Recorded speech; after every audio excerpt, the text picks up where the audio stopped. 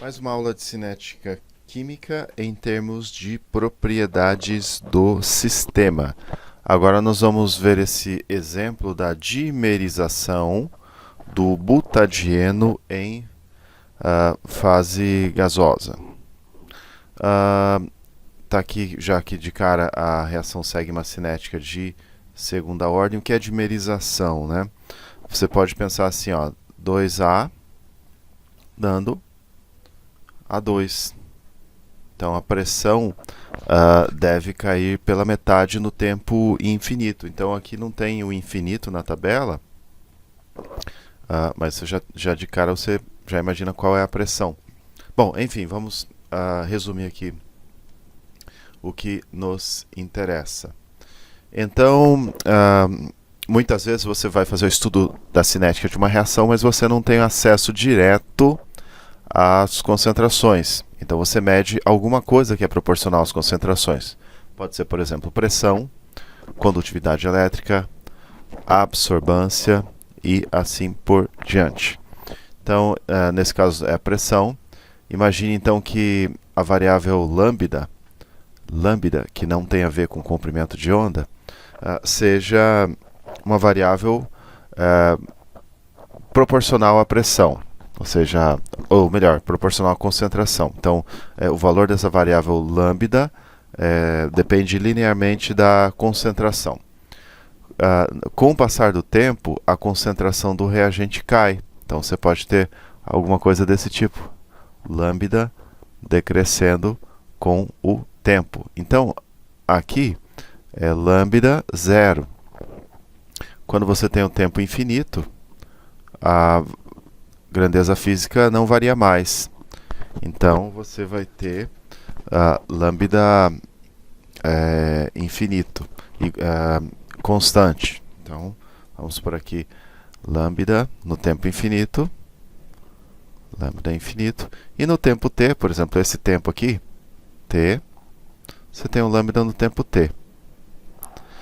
Então, lembrar da aula passada que a diferença aqui, nesse caso, como é uma grandeza, uma propriedade física que decresce com o tempo, você poderia dizer que lambda zero menos lambda infinito é proporcional à concentração inicial.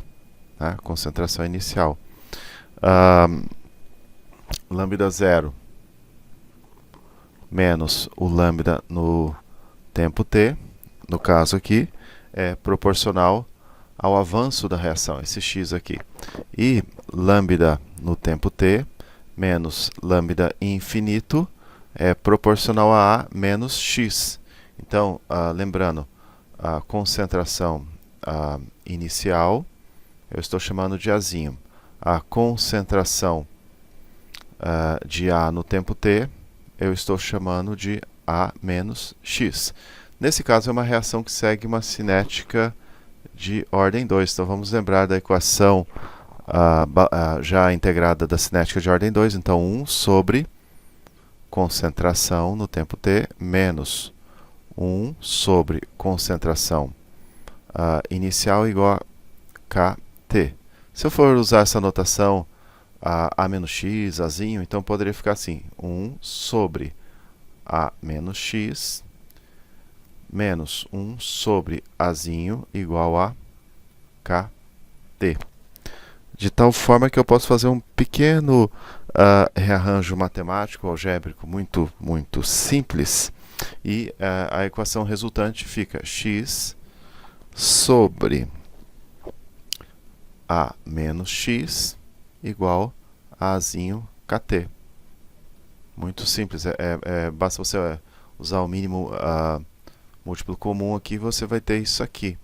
E aí, o x, então, o que é proporcional ao x é o lambda zero menos t. Então, poderia fazer uma tabela aqui de lambda zero menos lambda no tempo t.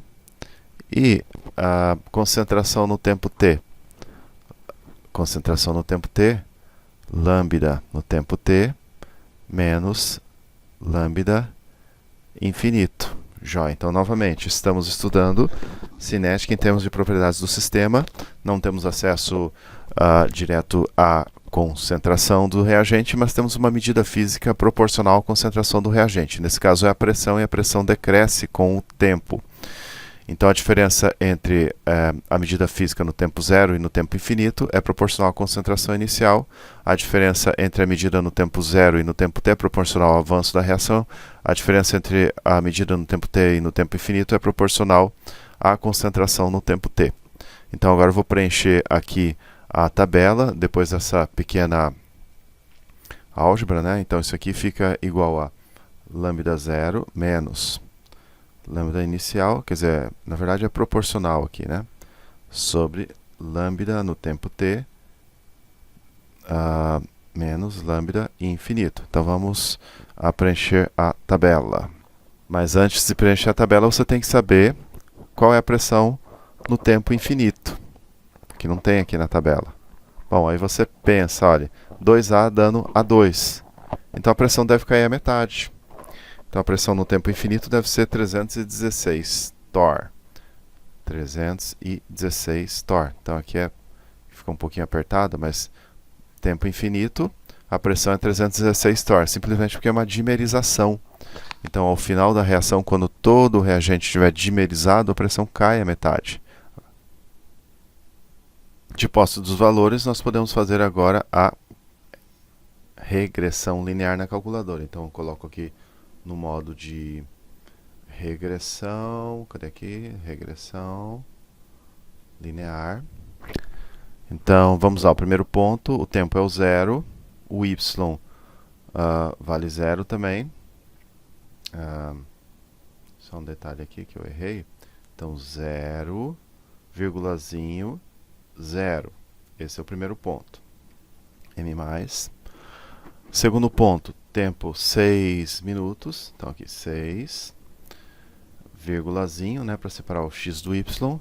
0,086. M mais. Aí o terceiro ponto, 10, vírgulazinho, 0,145. 0,145. M mais, depois 14, vírgulazinho, 0,215. M mais, depois 29, vírgulazinho, 0,443. M mais, depois vem 61, vírgulazinho, 0,892. M mais, 61, depois 90, vírgulazinho, 1,306. 1,306. M mais, depois 135, vírgulazinho, 1,953. M mais. Temos aqui então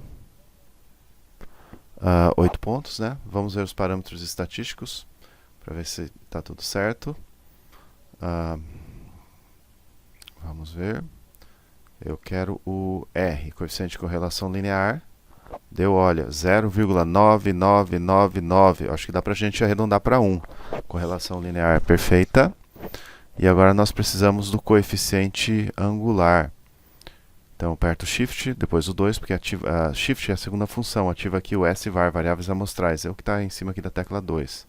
Então, se eu quiser, por exemplo, coeficiente linear, que é o A, dá bem próximo de zero aqui.